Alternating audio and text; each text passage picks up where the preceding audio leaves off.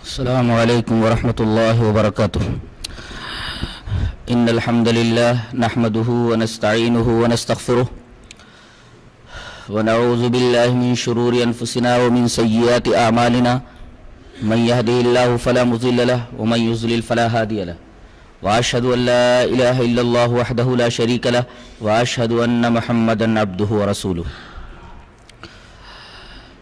يا أيها الذين آمنوا اتقوا الله حق تقاته ولا تموتن إلا وأنتم مسلمون. يا أيها الناس اتقوا ربكم الذي خلقكم من نفس واحدة وخلق منها زوجها وبث منهما رجالا كثيرا ونساء واتقوا الله الذي تساءلون به والأرحام إن الله كان عليكم رقيبا. يا أيها الذين آمنوا اتقوا الله وقولوا قولا سديدا يصلح لكم أعمالكم ويغفر لكم ذنوبكم ومن يطع الله ورسوله فقد فاز فوزا عظيما. أعوذ بالله من الشيطان الرجيم. بسم الله الرحمن الرحيم. وَإِذْ أَوْحَيْتُ إِلَى الْحَوَارِيِّينَ أَنْ آمِنُوا بِي وَبِرَسُولِي قَالُوا آمَنَّا وَاشْهَدْ بِأَنَّنَا مُسْلِمُونَ.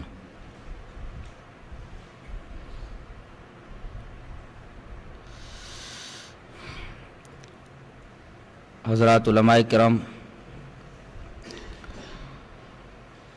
محترم بزرگوں، نوجوان بھائیوں، پیارے بچوں، پردہ نشین ماں اور بہنوں،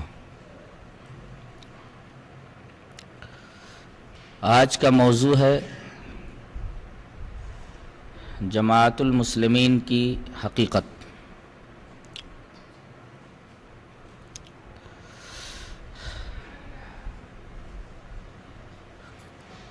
کراچی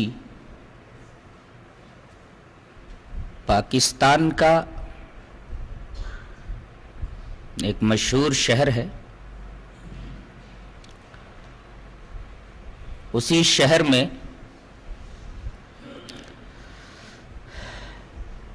یہ فرقہ پیدا ہوا اور پاکستان کے بارے میں آپ حضرات جانتے ہی ہیں، ایک طرف تو اسلام کا شور ہے، دوسری طرف کفر و الحاد کا زور ہے.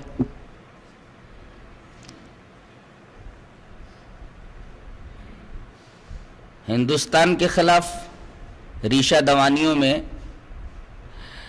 یہ ملک صف اول میں گنا جاتا ہے.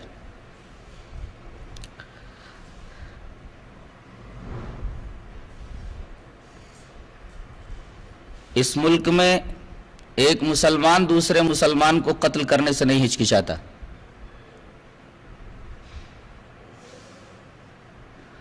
دعویٰ یہ ہے کہ نظام مصطفیٰ کے قیام کی بنیاد پر یہ ملک وجود میں آیا تھا، لیکن وہاں رسول اللہ صلی اللہ علیہ وسلم کے نظام کا کوئی بھی اصول، نبی کریم صلی اللہ علیہ وسلم کی لائی ہوئی شریعت کی کوئی شق وہاں نافذ نہیں ہے. اسی فتنہ انگیز ملک کے ایک شہر کراچی کے اندر دو مسعود پیدا ہوئے.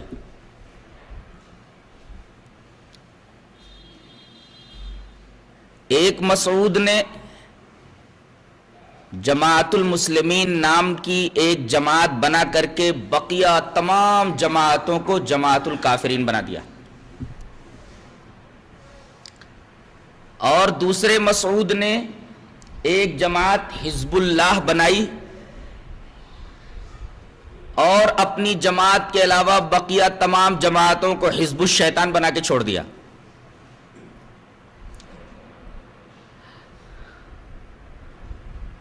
عجیب اتفاق ہے کہ ان دونوں مسعودوں کو ایک دوسرے کو کافر بنانے کا شرف حاصل ہے. ہر ایک مسعود نے دوسرے کو کافر کہا ہے. اور دوسرا اتفاق عجیب یہ ہے کہ دونوں جاہل ہیں. جاہل کا مطلب یہ ہے کہ انہوں نے باقاعدہ کسی مدرسے سے سند فراغت حاصل نہیں کی، کسی ماہر شریعت عالم کے سامنے ان دونوں نے زانوئے تلمس طے نہیں کیا، بلکہ دونوں نے اسلام کا خود مطالعہ کیا، اور مطالعہ کرنے کے بعد ان دونوں نے ایک ایک جماعت بنا لی. ایک نے جماعت المسلمین بنایا اور ایک نے حزب اللہ بنایا. ایک ڈاکٹر ہے اور ایک صرف BSc ہے. تو مسعود جو MBBS ہے اس نے حزب اللہ بنایا، اور جو مسعود BSc کر کے ہیں انہوں نے جماعت المسلمین بنائی.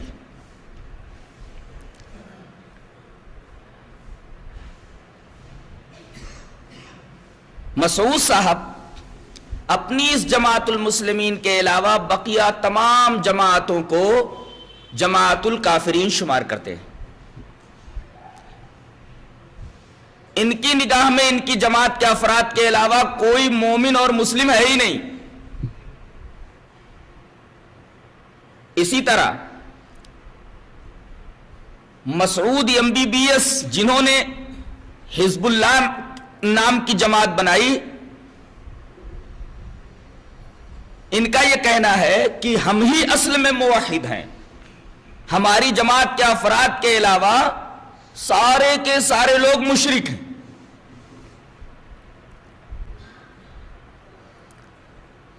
آج ہمارا موضوع بحث مسعود احمد BSc مسلمین ہے. مسعود صاحب کبھی جماعت المسلمین کو ہی وہ جماعت کہتے ہیں جس جماعت کا نام اللہ تبارک و تعالیٰ نے خود رکھا ہے اور رسول نے اس جماعت کا نام بنفس نفیس تجویز فرمایا ہے. مسعود صاحب کبھی اہل حدیث نام کے اوپر اعتراض کرتے ہیں تو کبھی اہل حدیثوں کے اوپر بھی اعتراضات کی بوچھار کرتے ہیں.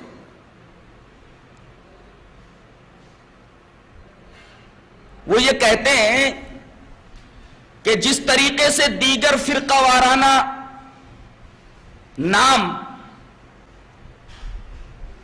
جماعتوں کے نام کے ساتھ دنیا میں موجود ہے، اسی طریقے سے اہل حدیث بھی ایک فرقہ ہے اور یہ نام بھی فرقہ وارانہ ہے.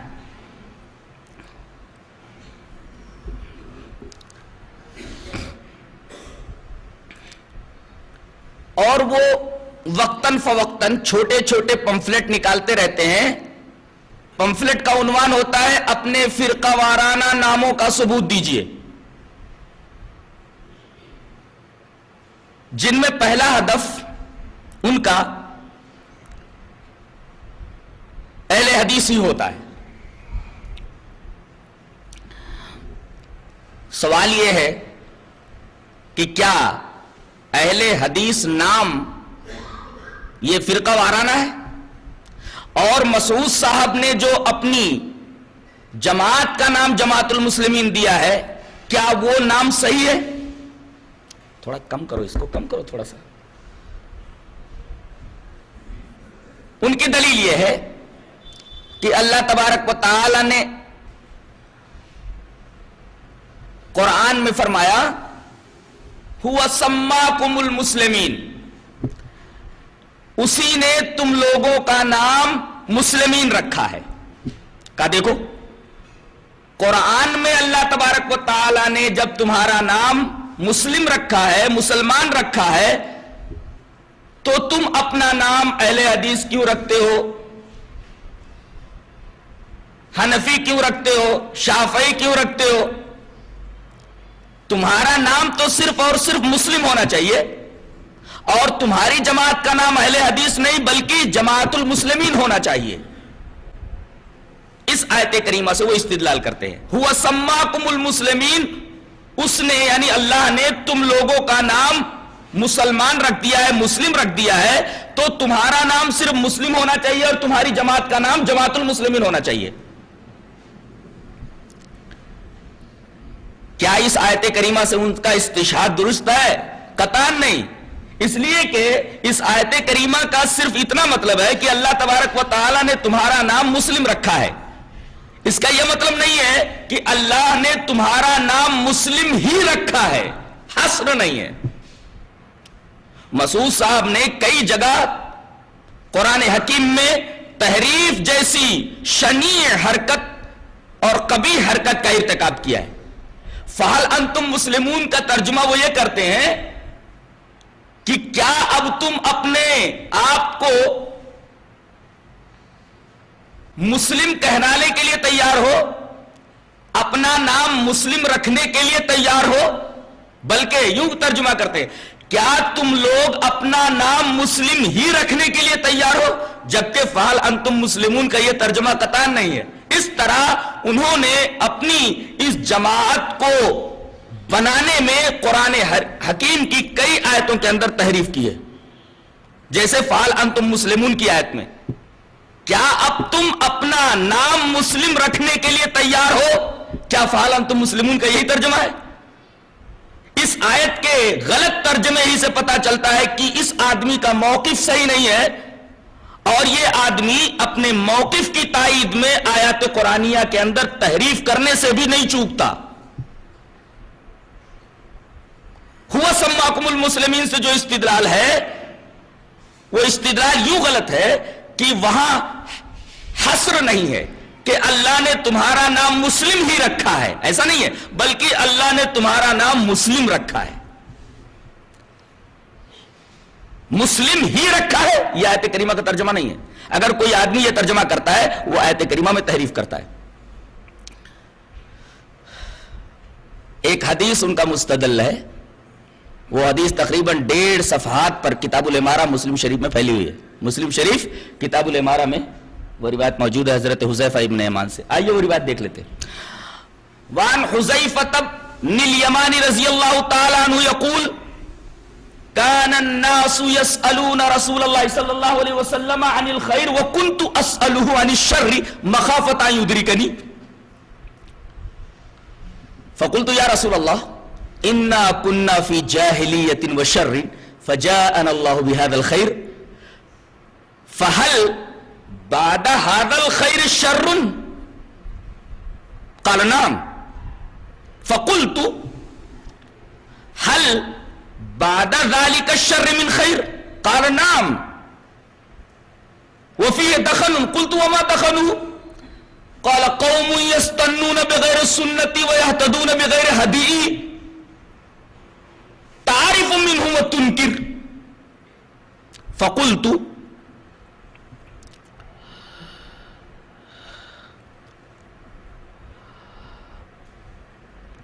هل بعد ذلك الخير من شر؟ قال نعم. دعاة على ابواب جهنم من اجابهم اليها قذفوه فيها. فقلت يا رسول الله صفهم لنا. قال نعم. قوم من جلدتنا ويتكلمون بألسنتنا.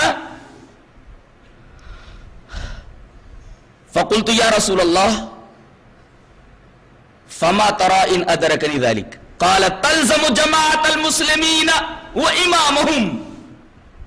فقلت فإن لم يكن لهم جماعة ولا امام؟ قال فاعتزل تلك الفرق كلها ولو تعض على اصل الشجرة حتى يدركك الموت وانت على ذلك. رواہ مسلم فی کتاب الامارہ. حضرت امام مسلم رحمۃ اللہ علیہ اس حدیث پاک کو ایسے ہی جو 1.5 صفحات پر تھی میں نے پوری کی پوری آپ حضرات کے سامنے ریفر کر دی ہے. صحیح مسلم میں کتاب الامارہ میں یہ روایت موجود ہے. ترجمہ کیا ہے؟ حضرت حذیفہ بن یمان فرماتے ہیں کہ دیگر صحابہ کرام، دیگر لوگ رسول اللہ صلی اللہ علیہ وسلم سے خیر کے بارے میں سوال کیا کرتے تھے، لیکن میں ہمیشہ شر کے بارے میں سوال کرتا تھا. کیوں؟ اس کی وجہ بتا رہے ہیں، مخافت ان یدرکنی، اس ڈر سے کہ کہیں میں اس شر میں مبتلا نہ ہو جاؤں. تو لوگ خیر کے بارے میں زیادہ تر رسول اللہ صلی اللہ علیہ وسلم سے سوال کرتے تھے، اور میں شر کے بارے میں سوال کرتا تھا کہ کہیں میں اس میں مبتلا نہ ہو جاؤں.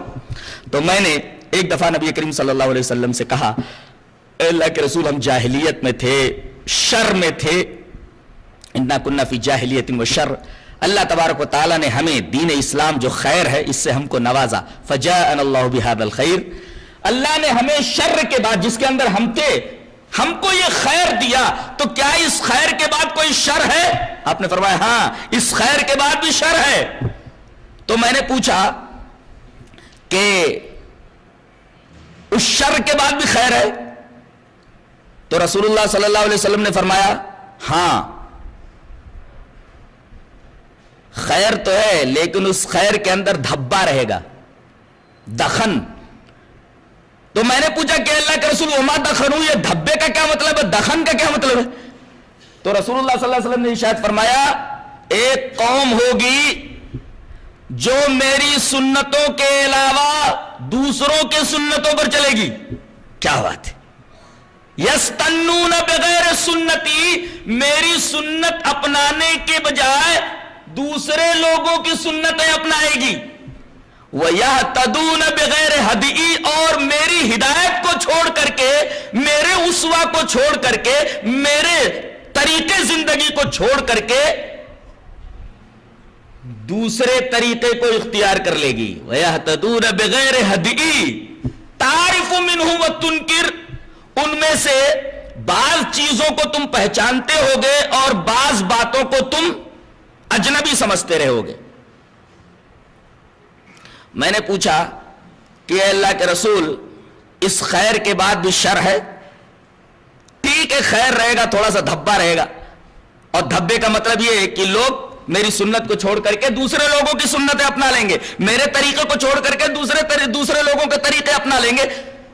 پھر میں نے پوچھا کہ اللہ کے رسول، اس خیر کے بعد بھی کوئی شر ہے؟ کہا ہاں، جہنم کے دروازوں کے اوپر بلانے والے رہیں گے. دعات علی ابواب جہنم، جہنم کے دروازوں پر بیٹھ کر کے بلا رہے ہوں گے، آؤ آؤ آؤ. تو من اجاب الیہم، جو لوگ ان کی بات پر لبیک کہیں گے تو قذفوہ فیہا، وہ جہنم کے اندر اٹھا کر کے اس آدمی کو ڈال دیں گے. جہنم کے دروازے پر بیٹھے ہوئے اس کی طرف بلا رہے ہیں، جو ان کی بات پر لبیک کہے گا اس کو اٹھا کر جہنم میں ڈال دیں گے.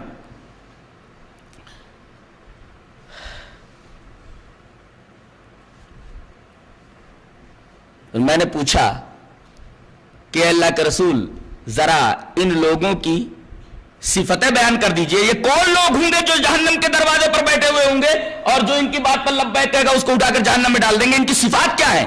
صفہم لنا، ان کی صفات ہم سے بیان کر دیجئے. تو رسول اللہ صلی اللہ علیہ وسلم نے فرمایا کوئی خاص صفت نہیں ہے، یہ ہمارے ہی خاندان کے ہوں گے. ہم من جلدتنا، وہ ہمارے ہی خاندان کے لوگ ہوں گے. وَيَتَكَلَّمُونَ بِأَلْسِنَتِنَا، اور ہماری ہی زبان بولیں گے.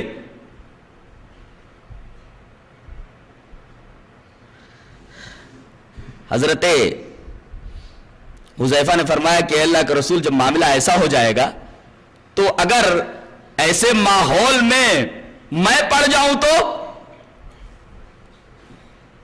ایسا ماحول جب بن جائے اور اس ماحول میں رہوں تو اللہ کے رسول میں کیا کروں؟ فما ترى ان ادرکنی ذلک، اگر مجھے یہ ماحول مل جائے تو میں کیا کروں؟ آپ اس بارے میں کچھ مجھے بتائیے. آپ نے فرمایا جماعت المسلمین کو لازم پکڑ اور اس کے امام کو، تلزم جماعت المسلمین و امامہم، جماعت المسلمین کو لازم پکڑ اور جماعت المسلمین کے امام کو. حضرت حذیفہ فرماتے ہیں کہ میں نے پھر پوچھا کہ اللہ کے رسول، اگر کوئی جماعت نہ ہو اور کوئی امام نہ ہو تو پھر میں کیا کروں؟ تو رسول اللہ صلی اللہ علیہ وسلم نے ارشاد فرمایا فَاعْتَزِلْ تِلْكَ الْفِرَقَ كُلَّهَا، تو تمام پارٹیوں کو چھوڑ کر الگ ہو جا اور الگ کہیں جا کر کے بس جا. اگر تجھے کسی درخت کی جڑ کھا کھا کر کے زندگی گزارنی پڑے اور اسی حال میں تجھے موت آ جائے تو ایسا کرنا.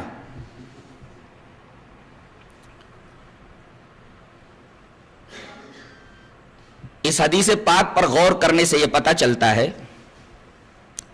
کہ یہ پارٹیاں جو ہے جو آج کل رائج ہیں، یہ فرقے جو آج کل ہمارے درمیان موجود ہیں، جیسے اہل حدیث فرقہ اٹھاؤ اس کو جو آج موجود ہیں، حنفی، شافعی، مالکی، جتنے بھی فرقے دنیا میں ہیں، یہ فرقے مراد نہیں ہو سکتے. کیوں؟ اس لیے کہ نبی کریم صلی اللہ علیہ وسلم نے فرمایا کہ یہ لوگ ہماری قوم میں سے ہوں گے، یعنی خاندان قریش میں سے ہوں گے، اور یہ ہماری زبان بولتے ہوں گے، یعنی یہ عرب ہوں گے. اور تاریخ گواہ ہے کہ جتنے بھی فتنے اٹھے یا تو قریش میں سے اٹھے یا فتنے کی سربراہی کرنے والا کوئی قریش ہی کا آدمی تھا. پتہ یہ چلا کہ اس حدیث پاک میں ان موجودہ فرقوں کے بارے میں بات نہیں کہی گئی ہے، بلکہ اس وقت کے فرقے مراد ہیں، اور یہ وہ لوگ ہوں گے جو نبی کریم صلی اللہ علیہ وسلم کے خاندان سے ہوں گے، یعنی خاندان قریش سے، اور یہ عربی بول رہے ہوں گے. اس حدیث کہ یہ دونوں ٹکڑے خود بتا رہے ہیں کہ مسعود صاحب کا اس حدیث پاک سے استدلال صحیح نہیں ہے کہ جماعت المسلمین کو لازم پکڑ لینا اور اس کے امام کو لازم پکڑ لینا بس اس میں تمہاری نجات ہو جائے گی، بلکہ یہاں جماعت المسلمین سے مراد اس وقت کی جماعت ہوگی جو ایک خلیفہ کے تحت ہوگی. یعنی امام سے مراد یہاں خلیفۃ المسلمین ہے، اور جماعت المسلمین سے مراد وہ لوگ ہیں جو اس خلیفہ کے تحت ہوں گے. اور ایک نکتہ اس حدیث پاک میں اور ہے کہ حضرت حذیفہ یہ پوچھ رہے ہیں کہ اگر کوئی جماعت نہ ہو اور کوئی امام نہ ہو تو میں کیا کروں؟ نبی کریم صلی اللہ علیہ وسلم نے فرمایا تمام فرقوں سے الگ ہو کر کے الگ کہیں جا کر کے بس جانا.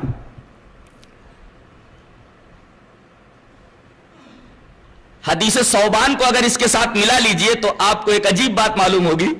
پہلے حدیث ثوبان دیکھیے آپ، جسے امام ابن ماجہ رحمۃ اللہ علیہ باب و اتباع سنت رسول اللہ صلی اللہ علیہ وسلم ملا ہے.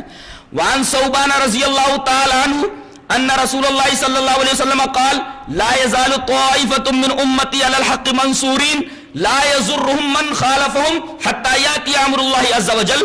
رواہ ابن ماجہ فی باب اتباع سنت رسول اللہ صلی اللہ علیہ وسلم. حضرت ثوبان فرماتے ہیں کہ رسول اللہ صلی اللہ علیہ وسلم نے ارشاد فرمایا کہ میری امت کا ایک فرقہ، میری امت کا ایک گروہ ہمیشہ موجود رہے گا، اور وہ حق کے اوپر ہوگا، اللہ کی طرف سے اس کی مدد کی جائے گی، اور مخالفین اسے کوئی تکلیف نہیں پہنچا سکتے، اور یہ فرقہ قیامت تک رہے گا. تا قیام قیامت یہ فرقہ اس دنیا میں موجود رہے گا. اب ذرا غور کیجئے، نبی کریم صلی اللہ علیہ وسلم نے فرمایا کہ میری امت کا ایک فرقہ ہمیشہ رہے گا. اور میں نے کبھی بتایا تھا لا یزالو کا مفاد کہ تسلسل بلا انقطاع، یعنی نبی کے زمانے میں بھی وہ طائفہ ہوگا، صحابہ کے زمانے میں بھی وہ طائفہ ہوگا، تابعین کے زمانے میں وہ گروہ ہوگا، تبع تابعین کے زمانے میں وہ گروہ ہوگا. دنیا کبھی اس گروہ سے خالی نہیں ہوگی. قیامت تک کہیں نہ کہیں وہ فرقہ موجود ہوگا، وہ جماعت موجود ہوگی، وہ طائفہ موجود ہوگا. اور یہاں حدیث پاک میں حضرت حذیفہ یہ فرما رہے کہ اللہ کے رسول اگر وہ جماعت نہ رہے، اس کا امام نہ رہے تو پھر میں کیا کروں؟ اللہ کے رسول نے فرمایا پھر تمام فرقوں سے الگ ہو جانا. نبی نے اشارہ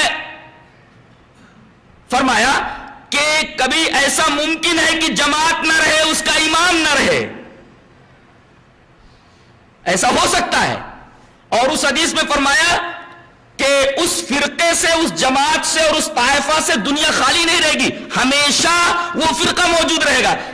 ان دونوں روایتوں کو اگر ملائیے تو بات بالکل واضح ہو جاتی ہے کہ وہاں جو فرقہ مذکور ہے، جس فرقے کا ذکر کیا گیا ہے، وہ دینی فرقہ ہے، دینی فرقہ ہے۔ اور اس حدیث میں، حدیث حذیفہ ابن یمان میں جس فرقے کا تذکرہ کیا گیا ہے وہ سیاسی فرقہ ہے، سیاسی جماعت ہے۔ وہ جماعت دینی جماعت ہے جو دنیا میں ہمیشہ رہے گی، دنیا کبھی اس جماعت سے خالی نہیں ہوگی۔ لیکن اس حدیث حذیفہ ابن یمان میں جس جماعت کا تذکرہ ہے وہ کبھی نہیں بھی ہو سکتی ہے، اس کا امام بھی کبھی نہیں ہو سکتا۔ اس کا مطلب یہ ہوا کہ یہاں سیاسی جماعت مراد ہے، کہ ہو سکتا ہے خلافت نہ رہے، جماعت نہ رہے، یعنی سیاسی جماعت نہ رہے اور اس کا کوئی خلیفہ نہ رہے، یہ مراد ہے۔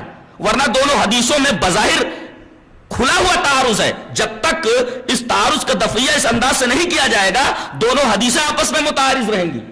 کہ ایک حدیث کے اندر کہا جا رہا ہے کہ اس جماعت سے دنیا کبھی خالی نہیں ہوگی، اور اس حدیث کے اندر ہے کہ کبھی ایسا ہو سکتا ہے کہ جماعت نہ رہے، امام نہ رہے۔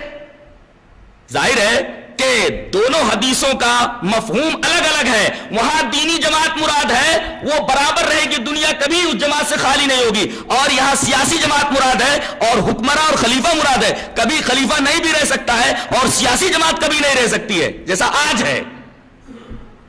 کوئی خلیفۃ المسلمین نہیں ہے اور خلیفۃ المسلمین کے تحت موجود کوئی جماعت المسلمین نہیں ہے، تو وہاں جماعت المسلمین سے مراد وہ جماعت ہے جو کسی خلیفہ کے تحت ہو۔ آج کوئی خلیفہ ہی نہیں ہے تو جماعت المسلمین کہاں ہے؟ ثابت یہ ہوا کہ اس حدیث پاک میں سیاسی جماعت مراد ہے، وہ دینی جماعت مراد نہیں ہے۔ ورنہ حدیث ثوبان کی اور کوئی توجیہ ممکن ہی نہیں ہے۔ اب ذرا حدیث ثوبان پر ایک اور نظر ڈال لیتے ہیں۔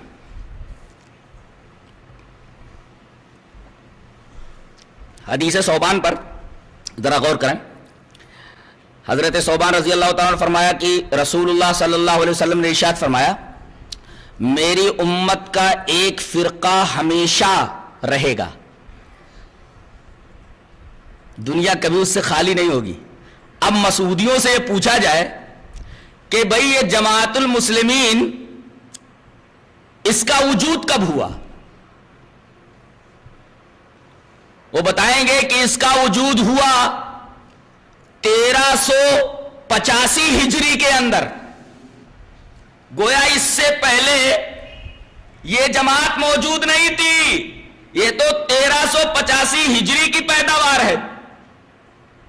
ظاہر ہے کہ اس فرقے کا وجود 1385 ہجری سے پہلے نہیں تھا، لہذا لا یزال طائفۃ من امتی کے زمرے میں یہ جماعت نہیں آ سکتی۔ خود مسعود صاحب نے ایک جگہ لکھا ہے کہ کراچی کی بندرگاہ پر چند درد مندوں نے بیٹھ کر کے جماعت المسلمین کی بنیاد رکھی، یہ خود انہوں نے لکھا ہے۔ اور علماء حق نے ان سے سوال بھی کیا کہ کیا آپ رسول ہیں، کیا آپ شارع ہیں؟ اس لیے کہ جماعت کی بنیاد تو رسول رکھتا ہے، جماعت کی بنیاد تو شارع رکھتا ہے، آپ جماعت کی بنیاد رکھ رہے ہیں، آپ رسول ہیں؟ تو گھبرا کر کے انہوں نے کہا کہ نہیں، میں جماعت المسلمین میں داخل ہو رہا ہوں۔ کہہ رہے جب جماعت المسلمین ہے ہی نہیں تو اس میں داخل ہو رہے ہیں آپ، اس کا کیا مطلب ہے؟ لیکن اس کے بعد بھی وہ اپنی حرکت پر قائم رہے اور لوگوں سے بیعت لینا شروع کر دیا۔ دوسرا سوال یہ ہے کہ وہ جماعت جس کا تذکرہ حدیث ثوبان میں کیا گیا ہے وہ تو نبی کریم صلی اللہ علیہ وسلم کے زمانے میں موجود تھی۔ جماعت المسلمین یہ 1885 کے اندر 1385 ہجری کے اندر وجود میں آئی، اس کا مطلب یہ زمانے نبوی میں نہیں تھی۔ وہ جماعت، وہ طائفہ زمانے نبوی میں موجود تھا، وہ مدینہ میں پیدا ہوا، تمہاری جماعت تو کراچی میں پیدا ہو رہی ہے، حدیث ثوبان کے دائرے میں تمہاری جماعت تو نہیں آ رہی ہے، یہ تو بالکل واضح ہے۔ تیسری بات، وہ جماعت رجسٹرڈ نہیں ہوئی، تمہاری جماعت تو 1385 ہجری کے اندر رجسٹرڈ ہوئی ہے. یہ کون سی جماعت ہے جس کا رجسٹریشن آپ کو کرانا پڑا ہے؟ اس کا مطلب یہ کہ وہ جماعت جو حدیث ثوبان کے اندر مذکور ہے وہ رجسٹرڈ نہیں تھی کسی حکومت کی طرف سے، اور تمہاری یہ جماعت یہ رجسٹرڈ ہے حکومت کی طرف سے. لہذا حدیث ثوبان کے اندر جس طائفے کا ذکر ہے، جس جماعت کا ذکر ہے، جس فرقے کا ذکر ہے، یہ جماعت المسلمین اس میں کیسے داخل ہو سکتی ہے؟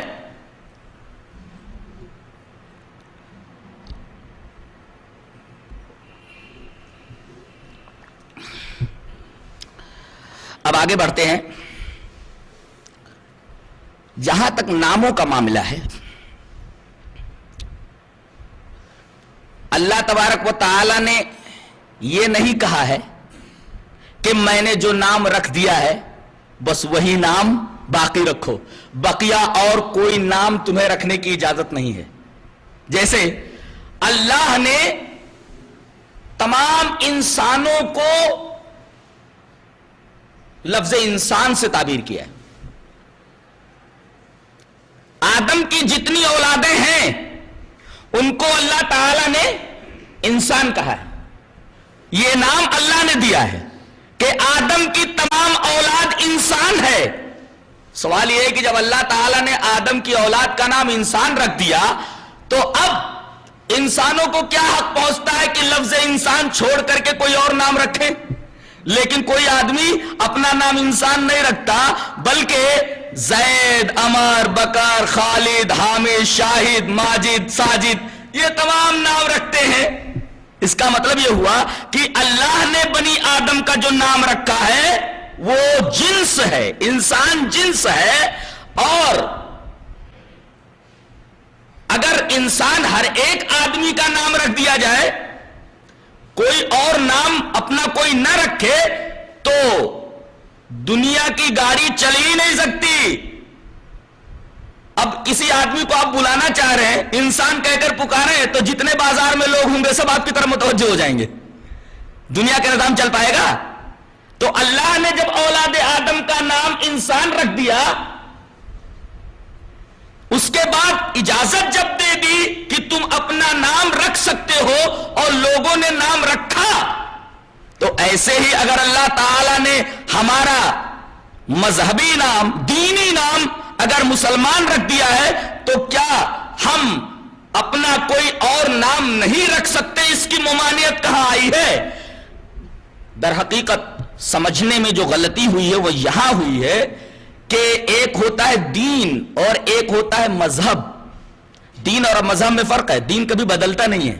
حضرت آدم سے لے کر کے جناب محمد رسول اللہ صلی اللہ علیہ وسلم کا دین کبھی نہیں بدلا، مذاہب بدلتے رہے ہیں. مثلا حضرت آدم علیہ السلام کے زمانے میں اسلام تھا، نوح کے زمانے میں اسلام تھا، ابراہیم کے زمانے میں اسلام تھا. جتنے بھی انبیاء کرام آئے وہ اسلام ہی لے کر کے آئے، اور جن نبیوں کی باتوں پر ان کے امتیوں نے لبیک کہا، امت کے وہ تمام افراد مسلم ہوئے. یہ میں نہیں کہہ رہا، قرآن حکیم بولتا ہے. حضرت لوط علیہ السلام کا زمانہ کب کا زمانہ ہے؟ اللہ اکبر، حضرت ابراہیم کے بھتیجے ہوتے ہیں، حضرت ابراہیم کے زمانے کے ہیں. اللہ تبارک و تعالی نے سورہ زاریات کے اندر فرمایا فما وجدنا فیہا غیر بیت من المسلمین، اس شہر کے اندر ہم نے سوائے ایک مسلم گھر کے اور کوئی مسلم گھر نہیں پایا. اللہ تعالی نے لوط کے زمانے میں لوط کے فرمان کے اوپر، لوط کی دعوت کے اوپر لبیک کہنے والوں کو مسلمان کہا ہے. تو اسلام تو حضرت آدم لے کر کے آئے، وہی دین نوح کا تھا، وہی دین ابراہیم کا تھا، لوط کا تھا، وہی دین عیسیٰ کا تھا، اور جناب محمد رسول اللہ صلی اللہ علیہ وسلم کا وہی دین تھا. دین کے اندر تبدیلی نہیں ہوئی. لیکن غور کیجئے تو مذہب بدلتے رہے. حضرت آدم کی شریعت کچھ اور تھی، وہاں سگے بھائی اور سگی بہن کے درمیان نکاح جائز تھا.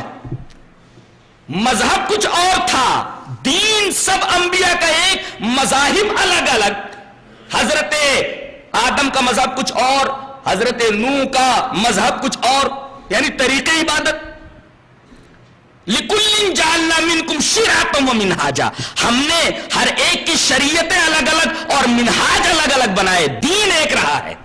یہ تو خود قرآن سے ثابت ہے. تو جب سب مسلم تھے تو اب یہ کہا جائے گا کہ مسلم عیسائی، مسلم موسوی، ہر نبی کے ماننے والے مسلم. اب امت محمدیہ کا امتیاز کیسے ہو تمام انبیاء کرام کی امت سے؟ تو محمدی کہہ دیا گیا. محمدی کہنے کی وجہ سے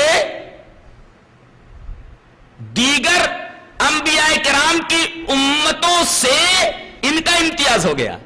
ارے مسلم عیسائی، مسلم موسوی، اب یہ کہہ دیا جائے مسلم محمدی، تو اب مسلم محمدی ہونے کی وجہ سے پچھلی تمام امتوں سے ان کا امتیاز ظاہر ہو گیا. اب محمدی کی وجہ سے پچھلی امتوں سے ان کا امتیاز ہوا. اب خود محمدی جماعت کے اندر بہت سارے بدعتی فرقے وجود کے اندر آئے. ظاہر ہے کہ ان سے امتیاز کے لیے بھی ایک نام ہونا چاہیے. محمدی نام تو اس وجہ سے ہوا کہ مسلمان ہر وہ امت کے افراد تھے جنہوں نے اپنے اپنے نبیوں کی دعوت پر لبیک کہا، تو ان سے امتیاز کے لیے مسلم محمدی کہا گیا. تو محمد صلی اللہ علیہ وسلم کی امت کے افراد کے علاوہ سارے کے سارے امتیوں کے افراد سے یہ ممتاز ہو گئے. اب خود محمدی جماعت کے اندر بہت سارے فرقے وجود میں آ گئے. اب ظاہر ہے کہ ان فرقوں سے امتیاز کے لیے ہم نے اپنا نام اہل سنت رکھا. اہل سنت رکھنے کی وجہ سے اہل بدعت الگ ہو گئے.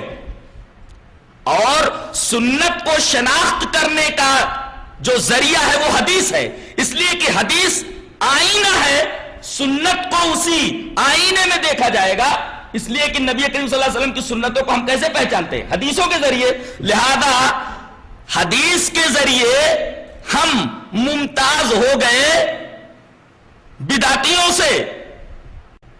اہل سنت کہنے کی وجہ سے ہم اہل بدعت سے ممتاز ہو گئے، اور سنت کو جاننے کا ذریعہ حدیث ہے. اسی وجہ سے ہم نے جب اپنے آپ کو اہل الحدیث کہا تو ہم تمام کے تمام فرقوں اور تمام مسلم امتوں سے ممتاز ہو گئے.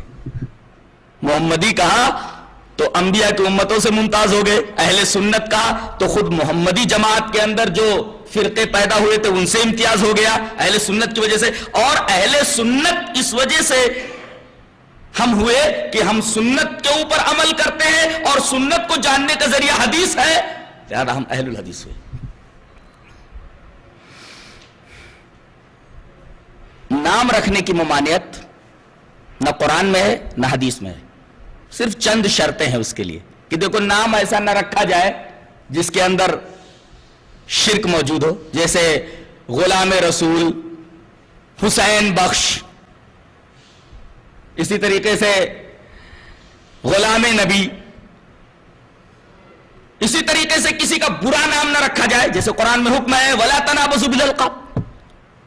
اب اگر کسی کا برا نام آپ نہیں رکھ رہے ہیں، کوئی ایسا نام نہیں ہے جس میں شرک کی آمیزش ہو، آپ کو اجازت ہے کہ آپ کوئی بھی نام رکھ سکتے ہیں، چاہے اپنی ذات کا نام رکھیں چاہے اپنی تنظیم کا نام رکھیں. نہ قرآن اس نام رکھنے سے منع کرتا ہے نہ حدیث منع کرتی ہے، بلکہ نبی کریم صلی اللہ علیہ وسلم کی ایک حدیث بھی موجود ہے، بیہقی سنن کبریٰ کے اندر لائے ہیں. روایت اس طرح ہے: وعن ابی الدرداء رضی اللہ تعالی عنہ ان رسول اللہ صلی اللہ علیہ وسلم قال انکم تدعون باسمائکم واسماء آبائکم فاحسنوا اسماءکم. رواہ البیہقی فی السنن الکبریٰ. حضرت ابو درداء رضی اللہ تعالیٰ عنہ فرماتے ہیں کہ رسول اللہ صلی اللہ علیہ وسلم نے ارشاد فرمایا کہ انکم تدعون یوم القیامہ، قیامت کے دن تم کو تمہارے ناموں سے پکارا جائے گا، تمہارے باپوں کے ناموں سے پکارا جائے گا، تو تم اپنا نام اچھا رکھو. نبی کریم صلی اللہ علیہ وسلم نے اجازت دے دی ہے کہ تم اپنا نام رکھو تو اچھا نام رکھو. اچھا نام رکھنے کا یہ مطلب کہ برا نام مت رکھو اور کوئی شرکیہ نام مت رکھو، بقیہ نام رکھنے کی اجازت تو ہے.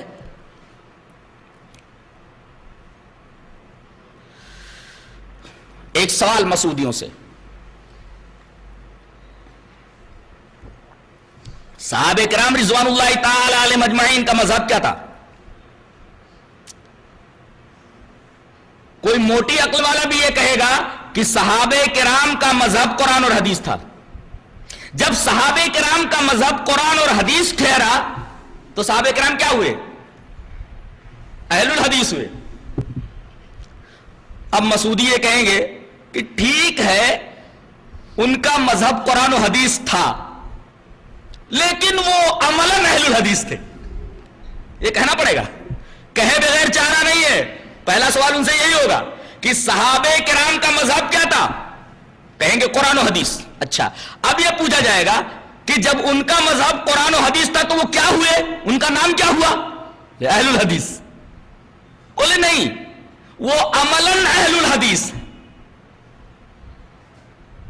ہم ان سے یہ پوچھیں گے کہ عملاً تو وہ اہل الحدیث تھے لیکن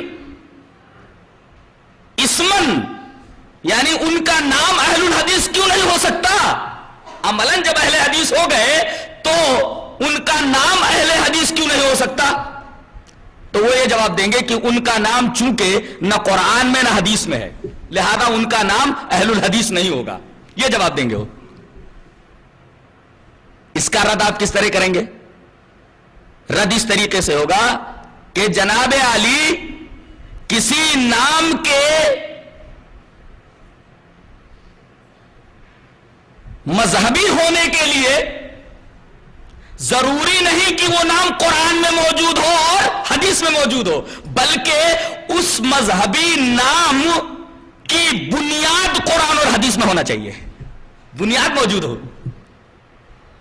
کوئی نام اگر قرآن میں نہیں اور حدیث میں نہیں ہے تو اس کا یہ مطلب نہیں ہے کہ چونکہ وہ نام قرآن و حدیث میں نہیں ہے اس وجہ سے وہ نام نہیں رکھ سکتے ہو، نہیں تو نبی پاک صلی اللہ علیہ وسلم کے نام کے بارے میں بحث شروع ہو جائے گی۔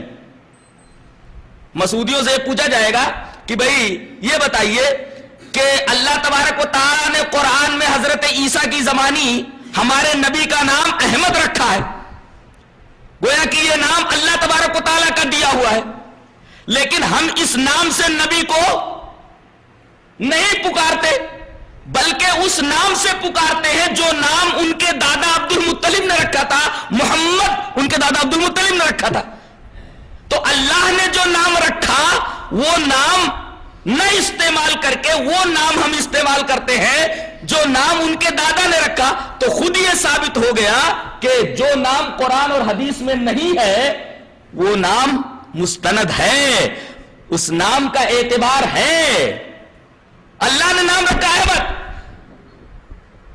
اس نام سے ہم نہیں پکارتے، وہ نام جو عبد المطلب نے رکھا اس نام سے ہم نبی کریم صلی اللہ علیہ وسلم کو یاد کرتے ہیں۔ تو جو نام قرآن و حدیث میں نہ ہو ضروری نہیں کہ وہ نام رکھا ہی نہ جائے، بلکہ کسی مذہبی نام کو رکھنے کے لیے اتنا تو ہے کہ قرآن و حدیث میں اس کی بنیاد ہونی چاہیے۔ بالفاظ دیگر یوں کہہ لیجئے کہ مذہبی نام قرآن اور حدیث کی بنا کے اوپر مبنی ہونا چاہیے، اور قرآن و حدیث ہی بنیاد ہے مذہب اہل حدیث کے نام کی، اس لیے کہ قرآن اور حدیث ہی کے اوپر اہل الحدیث کا عمل ہے، تو بنیاد قرآن اور حدیث میں موجود ہے اور یہ مذہبی نام اس بنا کے اوپر مبنی ہے۔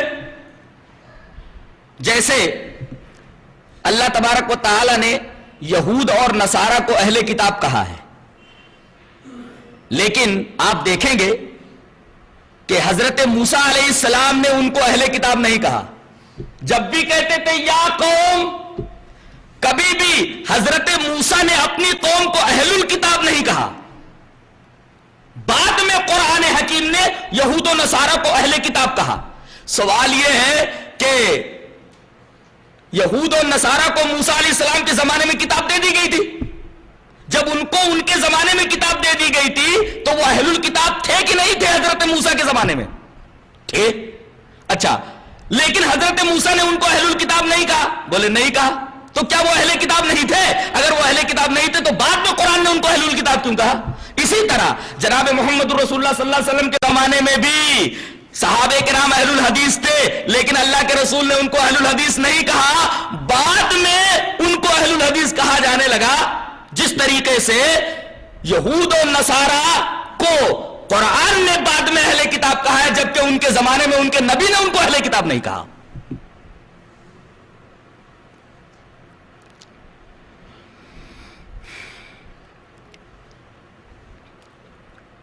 اور نام کے بارے میں جھگڑا کیوں ہے؟ کسی کا نام محمد ہی رکھ دیا جائے لیکن وہ شرکیہ افعال اور اعمال کا ارتکاب کرے تو کیا وہ جنت میں چلا جائے گا نام کی وجہ سے؟ ظاہر ہے کہ نام کی وجہ سے وہ آدمی جنت میں نہیں جا سکتا۔ آدمی عمل کی وجہ سے جنت میں جائے گا تو نام کی کیا اہمیت رہے گی؟ اصل اہمیت جو ہے وہ کام کی ہے۔ کسی آدمی کا نام آدم رکھ دیا جائے، نوح رکھ دیا جائے، پیغمبر کا نام رکھ دیا جائے، لیکن وہ شرکیہ افعال و اعمال کا ارتکاب کرے تو کیا وہ جنت کے اندر چلا جائے گا؟ پتہ یہ چلا کہ نام کی اہمیت نہیں ہے بلکہ کام کی اہمیت ہے۔ تو یہ دیکھا جائے گا کہ اہل حدیثوں کا کام کیا ہے، ان کا منہج کیا ہے، ان کا طریق کیا ہے، پتہ چلے گا کہ ان کا منہج قرآن و حدیث ہے۔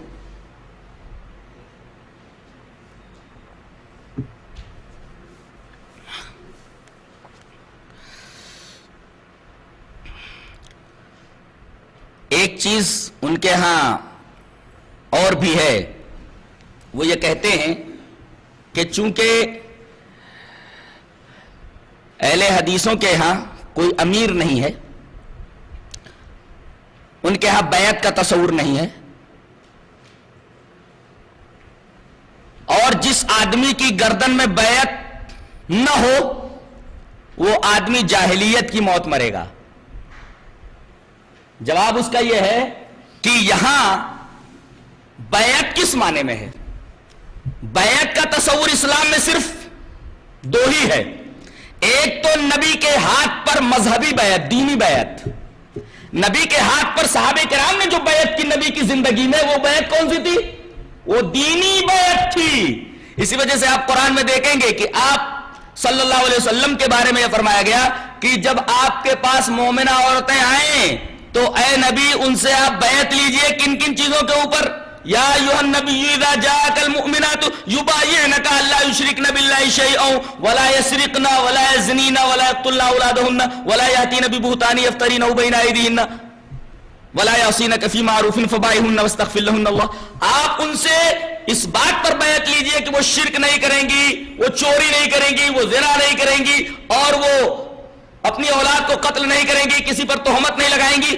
اب دیکھیے آپ، یہ بیعت کس کی بیعت ہے؟ کس چیز کی بیعت ہے؟ دینی بیعت ہے یہ۔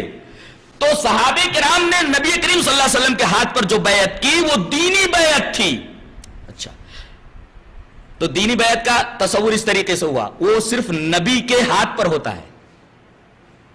دوسری بیعت سیاسی بیعت، مسلمانوں کا جو خلیفہ ہوتا ہے، مسلمانوں کا جو امیر ہوتا ہے، مسلمانوں کا جو امام ہوتا ہے، اس کے ہاتھ پر جو بیعت ہوتی ہے، بیعت دینی نہیں ہوتی، یہ بیعت سیاسی ہوتی ہے، تاکہ امت کا نظام مجتمع رہے، امت کا شیرازہ نہ بکھرے۔ امت کے شیرازے کو انتشار سے بچانے کے لیے خلیفہ کی بیعت جو سیاسی بیعت ہے وہ ضروری قرار دی جاتی ہے تاکہ امت میں اتحاد ہو۔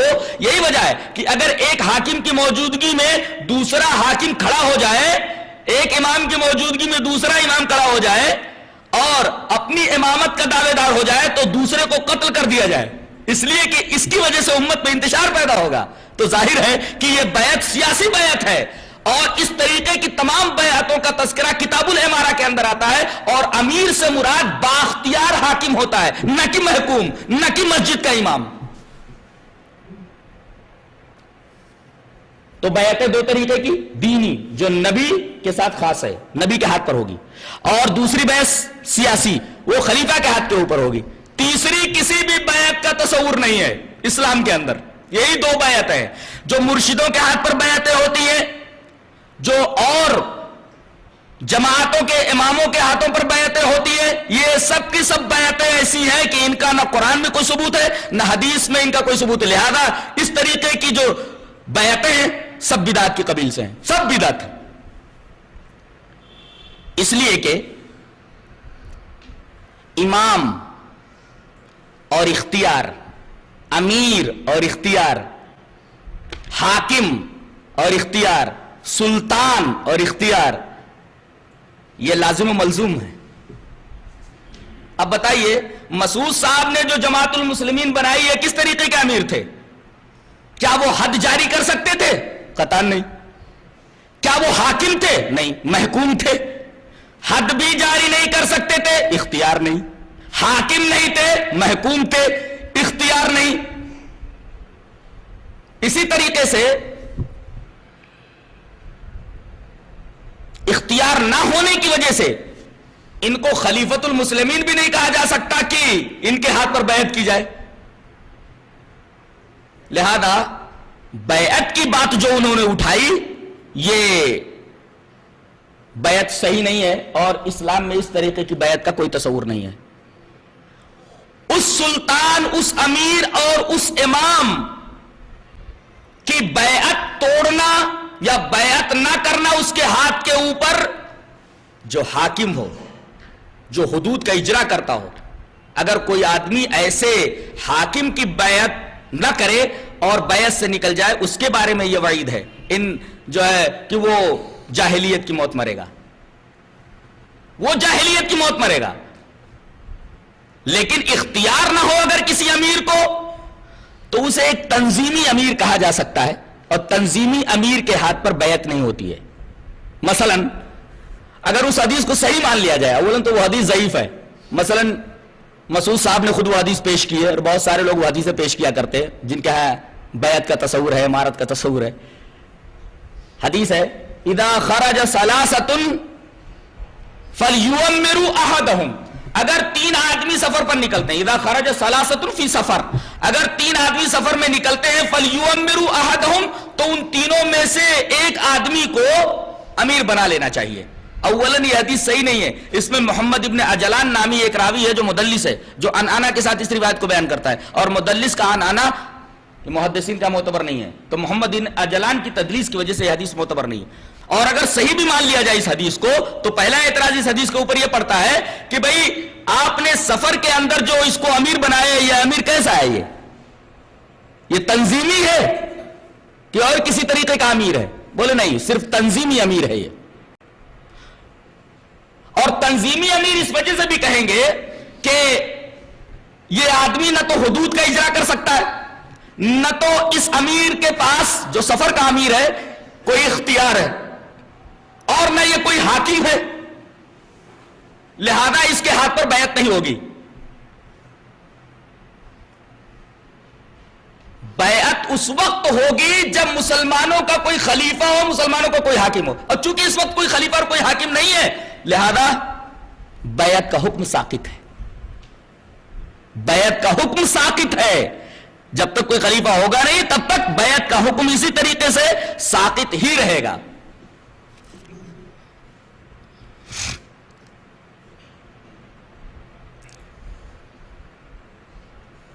یہ جماعت المسلمین کے تعلق سے بنیادی باتیں ہیں۔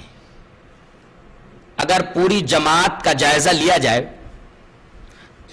تو صرف دو باتیں ہمیں اس جماعت کے اندر نظر آتی ہیں۔ ایک چیز کہ ہمارے ہاں بیعت ہے، آپ کے ہاں بیعت نہیں ہے، اس وجہ سے آپ دائرہ اسلام سے خارج ہیں۔ تو اب ان کا جواب یہی ہوگا کہ آپ کے ہاں بیعت کا کون سا تصور ہے؟ کیا اس تصور کا ثبوت قرآن و حدیث میں ملتا ہے؟ ظاہر ہے کہ اس تصور کا ثبوت قرآن و حدیث سے نہیں ملتا ہے۔ اور دوسری بات جس پر وہ زیادہ زور دیتے ہیں وہ یہی ہے کہ اپنے فرقہ وارانہ ناموں کا ثبوت دیجیے۔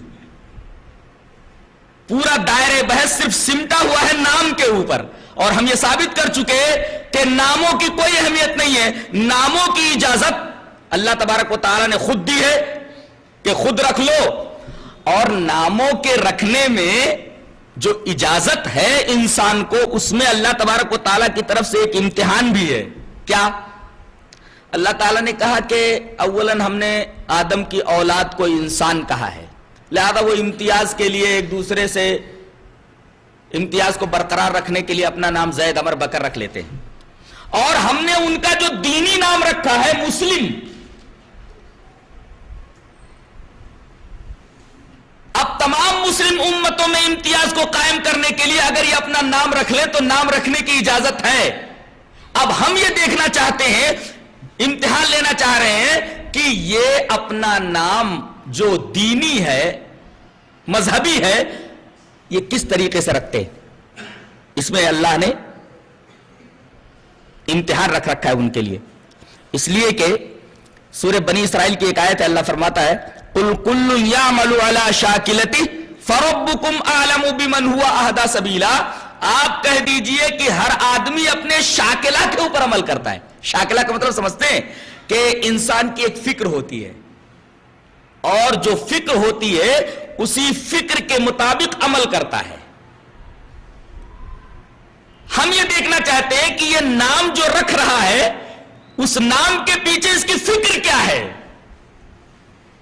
تو ہم نے اپنا نام اہل الحدیث رکھ لیا اس آیت کریمہ کی روشنی میں کہ اللہ یہ جاننا چاہ رہا ہے کہ ہماری فکر کیا ہے. ہمارا اپنا نام جو مذہبی ہم نے رکھا ہے اس کے پیچھے اللہ یہ دیکھ رہا ہے کہ بندے نے جو نام اہل الحدیث رکھا ہے, فکر یہ ہے اس کی کہ ہم قرآن کے اوپر عمل کریں گے اور حدیث کے اوپر عمل کریں گے. یہ ہماری فکر ہے. اب کوئی آدمی اگر اپنا نام کچھ اور رکھ لے, مثلا حنفی رکھ لیا, شافعی رکھ لیا, مالکی رکھ لیا, قادیانی رکھ لیا, یا کچھ اور نام رکھ لیا, تو اللہ فرما رہا ہے ہم نے تمہاری فکر جان لی. تمہاری فکر کیا ہے؟ تم قرآن اور حدیث پر عمل کرنے کے بجائے تمہاری فکر یہ ہے کہ کسی خاص امام کے اجتہادات پر تمہیں عمل کرنا ہے. تمہیں امام ابو حنیفہ رحمۃ اللہ علیہ کے اجتہادات اور آراء کے اوپر عمل کرنا ہے, تمہیں امام مالک کے اجتہاد اور آراء کے اوپر عمل کرنا ہے, تمہیں امام شافعی کے اجتہاد اور آراء کے اوپر عمل کرنا ہے. ہم نے دیکھ لیا تمہاری شاکلہ کیا ہے, اس لیے کہ آدمی اپنے شاکلہ کے مطابق عمل کرتا ہے. اور اہل الحدیث نے جب اپنا نام اہل الحدیث رکھا تو اللہ نے کہا بالکل صحیح ہے تم نے اپنا نام اہل الحدیث رکھا, ہم نے تمہاری شاکلہ کو سمجھ لیا کہ تمہاری شاکلہ یہ بتا رہی ہے کہ تمہارا عمل قرآن اور حدیث کے اوپر ہوگا, اس لیے کہ شاکلہ کے مطابق آدمی عمل کرتا ہے. یہ قرآن بتاتا ہے قُلْ كُلٌّ يَعْمَلُ عَلَى شَاكِلَتِهِ. اس وجہ سے اس آیت کریمہ کی روشنی میں بھی اگر ہم دیکھیں تو ہم نے جو اپنا یہ نام رکھا ہے بالکل صحیح رکھا ہے. ہاں, ایک اعتراض اس کے اوپر ہو سکتا ہے. اعتراض کیا ہے؟ اہل القرآن والحدیث کیوں نہیں بولتے, صرف اہل الحدیث کیوں بولتے ہو؟ تو اہل الحدیث یہ جواب دیں گے کہ اس طریقے کا نام قرآن کو نکال کر کے صرف اہل الحدیث ہم نے اس وجہ سے کہا کہ یہ انداز قرآن نے اختیار کیا ہے, اور نام میں اختصار اور جامع یہ ضروری ہے. مختصر ہونا, نام بہت مختصر ہونا. یہود کیا تھے؟ اہل التورات تھے, برابر. عیسائی کیا تھے؟ اہل الانجیل. یہود اہل التورات ہیں, عیسائی اہل الانجیل ہیں. دونوں کی کتابیں الگ الگ ہیں, لیکن اللہ تبارک و تعالی نے دونوں کو کہہ دیا اہل الکتاب, جبکہ دونوں کی کتابیں الگ الگ ہیں. لیکن دونوں کتابیں چونکہ اللہ تبارک و تعالی ہی کی ہے, لہذا اللہ نے شارٹ میں دونوں کو اہل الکتاب کہا, یہود کو بھی اور نصارہ کو بھی. تو نام میں اختصار ہوتا ہے. ایسے ہی اہل القرآن والحدیث تو ہیں, لیکن قرآن کو درمیان سے انہوں نے نکال کر کے شارٹ میں جامع اور معنی نام جو اہل الحدیث رکھا, بالکل اسی طرح جیسے اہل التورات اہل الانجیل کو ڈائریکٹ اہل الکتاب کہہ دیا گیا, ایسے ہی چونکہ قرآن کو بھی حدیث کہا جاتا ہے, حدیث کو بھی حدیث کہا جاتا ہے, لہذا جامعیت کو پیش نظر رکھتے ہوئے اہل الحدیث نام رکھ دیا گیا. یہ ترکیب اور یہ طریقہ قرآن حکیم سے مستنبط ہے. اللہ اکبر. نام میں بھی اہل حدیثوں نے قرآن حکیم کو پیش نظر رکھا ہے, اس کے اختصار, اس کی جامعیت کو. اور یہ چیزیں کوئی دیگر جماعت والا, کوئی دیگر فرقے والا ثابت نہیں کر سکتا. حنفیت کو ثابت کرتے کرتے پسینہ آ جائے گا قرآن حکیم سے اور حدیث شریفہ سے. اسی طریقے سے کوئی آدمی اپنے نام کو اہل الحدیث کے علاوہ نہ تو قرآن سے ثابت کر سکتا ہے نہ حدیث سے ثابت کر سکتا, بنا نہیں دکھا سکتا. ایک نقطہ اور سمجھ میں یہ آیا کہ مذہبی نام کی بنیاد قرآن اور حدیث ہونا چاہیے, خود اس میں نہیں ہونا چاہیے, اس لیے کہ بنیاد جو ہوتی ہے نیچے ہوتی ہے. یہ بنیاد ہے, برابر. یہ بنیاد جس کو جو ہے بیس کہتے ہیں، بنیاد کہتے ہیں. اب اس بنیاد کے اوپر اٹھنے والی جو چیز ہوتی ہے وہ عمارت ہوتی ہے. عمارت بنیاد کے اندر نہیں ہوتی. تو ہمارے